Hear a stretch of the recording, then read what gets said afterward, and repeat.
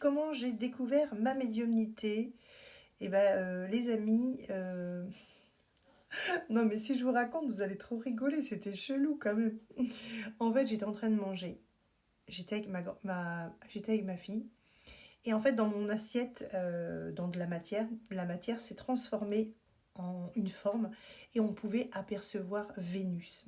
Et là, je me suis dit, j'ai appelé ma fille, j'ai dit: «Je sais pas ce qui se passe dans mon assiette, il y a quelque chose qui a changé, dans mon repas, en fait, il y avait de la matière et la matière s'est transformée et on voyait mais carrément un dessin. Je me suis dit, mais c'est quoi, qu'est-ce qui se passe?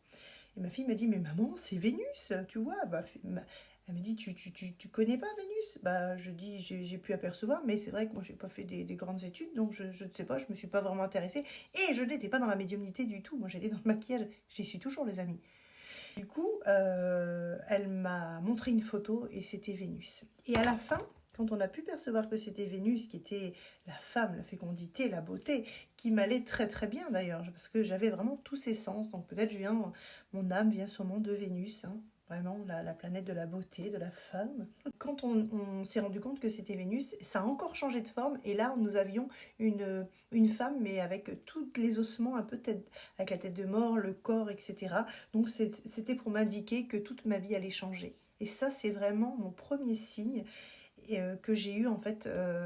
Mais c'était un tout mini signe, hein, il fallait comprendre, parce que moi, je n'étais pas du tout encore connectée à ça, mais j'ai trouvé ça mignon quand même. C'était mon premier signe dans la médiumnité.